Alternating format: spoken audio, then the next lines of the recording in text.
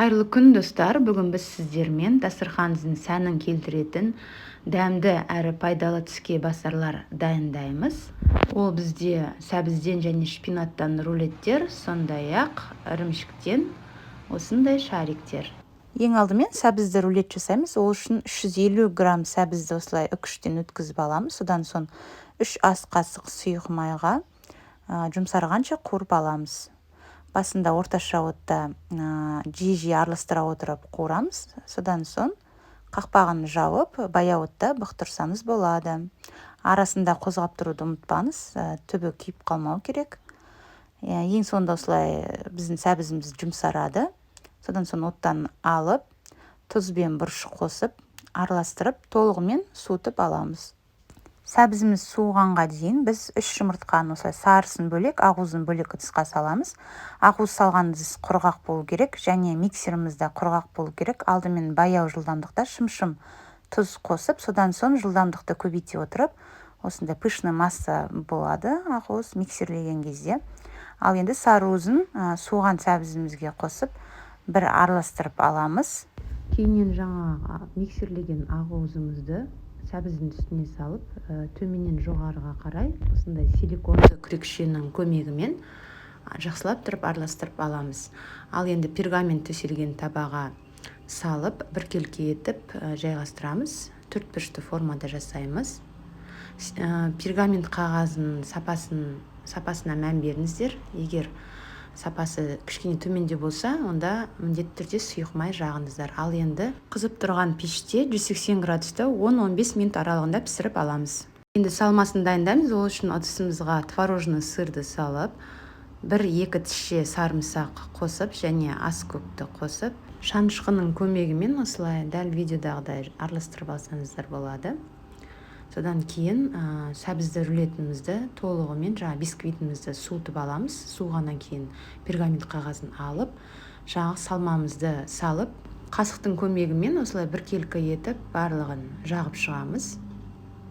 Жалпы рулетті екі жағынан да орасаңыз болады. Мен осылай ұзын жағынан орадым. Осылай видеодағыдай орап шығасыздар. Рулетті толығымен орап болғаннан кейін осындай пищевая пленка немесе фольгаға ауа кірмейтіндей етіп жақсылап екі жағын істеп орап, тоңазытқышқа, яғни холодильникке салып қоямыз. Енді кезекте шпинатты рулет дайындаймыз. Ол үшін шпинатымызды жылы сумен тазалап жуып алып, түбін кесіп алып тастаймыз. Содан кейін осылай майдалап турап, блендердің көмегімен езіп аламыз. Бөлек ыдыстарға 3 жұмыртқаны сарыуызын, ақуызын бөлек қосып аламыз. Ал енді сарыуызын жаңағы шпинатқа қосып, тұз қосып, тағы да бір рет блендердің көмегімен араластырып аламыз. Содан соң ақуызды басында баяу жылдамдықта шым-шым тұз қосып шайқаймыз. Содан кейін жылдамдықты көбейте отырып, осындай аппақ масса болғанша, дайын болғанша миксерлейміз. Ал енді жаңағы шпинатымызға 50 грамм ұн мен жарты шай қасық қопсытқышты қосып, осылай силиконды күрекшенің көмегімен жақсылап араластырып аламыз.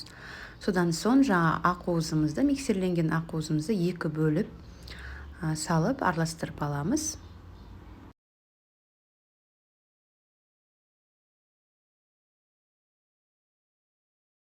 Бізде осындай жасыл масса шығады. Ал енді пергамент төселген табаға салып, 4 бұрышты етіп жайып шығамыз біркелкі етіп. Менде Поклан фирмасының пергамент қағазы. Содан соң 180 градуста 10-12 минутта пісіріп аламыз. Дайын болған бисквитімізді толық суығаннан кейін осы қағазды аламыз. Ал енді салмасын саламыз. Ол үшін бізге творожный сыр қажет. Егер қаласаңыз, арасына қызыл балықты да қоссаңыздар болады. Енді осы творожный сырды толығымен жағып шыққаннан кейін жаңа сәбіз рулеті сияқты бұны да осылай орап шығамыз. Содан соң пищевая пленкамен орап, тоңазытқышқа бірнеше сағатқа салып қоямыз. Ал енді біз сырный шарики дайындаймыз. Ең алдымен 350 грамм ірімшікті осындай үкішіміздің майда жағынан өткізіп аламыз.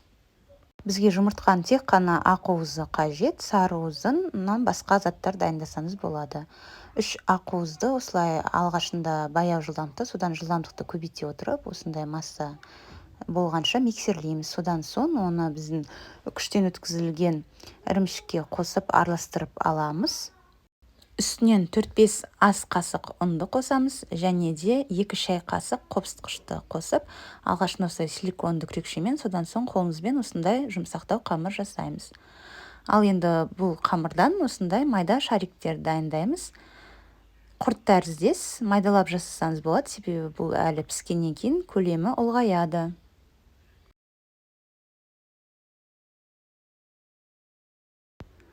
Ал енді осы шариктеріміз пісіреміз. Ол үшін қатты қызып тұрған сұйық майда осылай бауырсақ тәріздес 2 бетін қызартып, қорып аламыз.